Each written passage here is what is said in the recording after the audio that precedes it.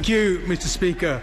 To ask the Secretary of State for the Foreign and Commonwealth Office if he will make a statement on the recent violence in India and the Citizenship Amendment Act.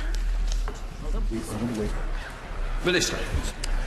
Thank you, Mr. Speaker. And with your permission, I will respond to this urgent question as the Foreign Secretary is abroad in Turkey today. The British High Commission in New Delhi and our extensive diplomatic network of Deputy High Commissions across India are monitoring closely the recent violence in India and developments around the Citizenship Amendment Act. The events in Delhi last week were very concerning and the situation is still tense. The death of one protester is one too many. So we urge restraint from all parties and trust the Indian government will address the concerns of people of all religions in India. We also condemn any instance of violence, persecution or targeting of people based on religion or belief, wherever it happens in the world. India has a proud history of inclusive government and religious tolerance. Its secular constitution, which guarantees equality before the law, has been an exemplar of inclusive democracy. After his re-election, I note that Prime Minister Modi promised to continue this under the guiding principles of together with all, development for all and trust for all. These shared strengths and values are central to the governance of both our countries. It's a central message of our foreign policy that societies are stronger and safer when we embrace our diversity rather than fear it. And related to this, many people have made clear they have concerns about the Government of India recently signing into law the Citizenship Amendment Act, which expedites the path to citizenship for Hindus, Sikhs, Buddhists, Parsi and Christians, but notably not Muslims or minority sects. The UK government also has concerns about the potential impact of the legislation. And it's because of our close relationship with the Government of India that we are able to discuss difficult issues with them and make clear our concerns where we have them, including on the rights of minorities. Most recently, my ministerial colleague, Lord Ahmed of Wimbledon, raised these concerns about the impact of the CAA with a senior member of India's Ministry of External Affairs on 25th of February. Officials from the British High Commission in New Delhi also raised our concerns about the potential impact of the CAA and the police response to those protests with the state government of Uttar Pradesh on 7th of February. Our former High Commissioner in New Delhi, Sir Dominic Asquith, also raised the issue with the Government of India last month, as did foreign and Commonwealth officials with the Indian High Commission in London. More broadly, the UK engages with India at all levels, including union and state governments, and with NGOs to build capacity and share expertise to promote human rights for all. We will continue to follow events closely and continue to raise our concerns where we have them. Thank you, Mr. Speaker. I find the words for the Honourable Gentleman rather vassal in relation to his statement here. We brought him to this dispatch box. We made the comments. I made the comments on Thursday to the Leader of the House, and there's coming here now concerning the sickening violence against Muslims we have seen in recent weeks in India. Proposals of the Citizen Amendment Act. The CAA enables the documented migrants from neighbouring countries to seek Indian citizenship, provided they meet one condition, that they are not Muslim. This is first such law that has been passed in India since its independence. Next will come a national register of citizens. Undocumented Muslim migrants will automatically be excluded, held in concentration camps, identified for deportation. Through these laws, the Prime Minister Modi is turning a hateful nationalistic slogan into brutality. Hindu, and he recently said Hindu Unka Hindustan, which literally translated means India for the Hindus. The CAA has generated nationwide protests from Muslims and secular Hindus, prompting an ultra-nationalist BJP politicians to demand that the sectarian hate mob hits back. Recently in Delhi, there has been over 40 people killed by these mobs were attacking Muslim homes and families and taking no notice of any of the authorities taking any notice on this issue. As a result, dozens of Muslims have been dragged and burned from their homes in recent weeks, beaten to death in the streets by the mobs. Thousands have lost their livelihoods.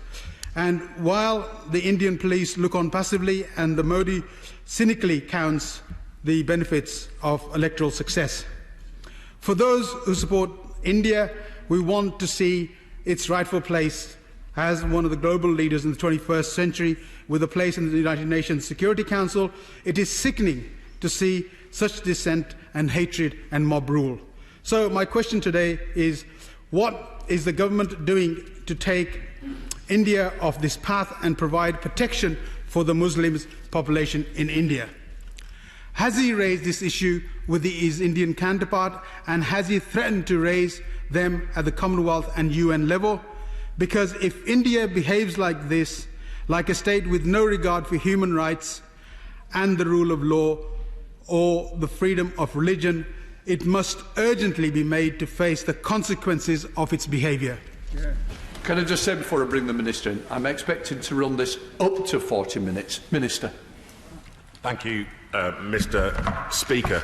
I can assure the honourable gentleman that we deplore what we've seen over the last few weeks. The violence that has been recorded and broadcast is deplorable. We condemn this, but I would assure him that we do and have raised our concerns with the Indian government, especially when we have concerns over matters like this.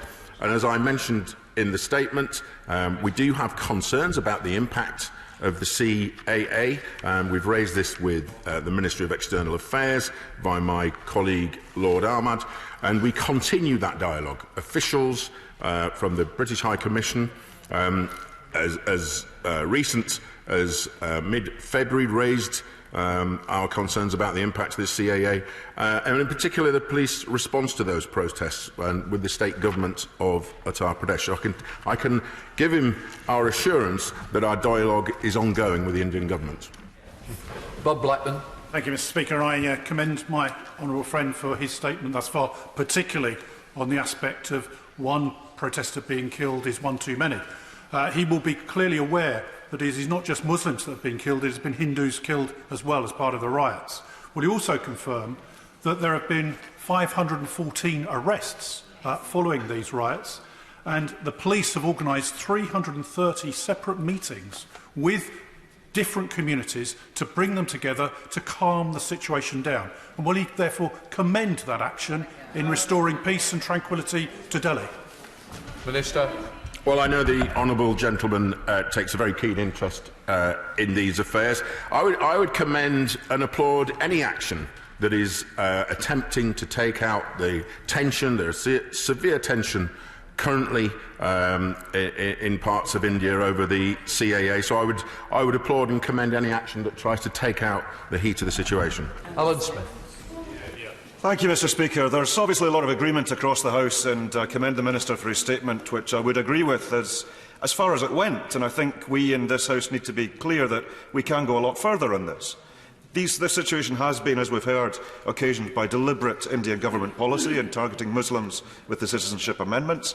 But in short term, I think there is a real role for the UK government to do, which wasn't mentioned in the statement, which is to build on the resist framework of the government communication framework, in that I believe it's obvious that there is online disinformation being used within India in order to inflame these tensions.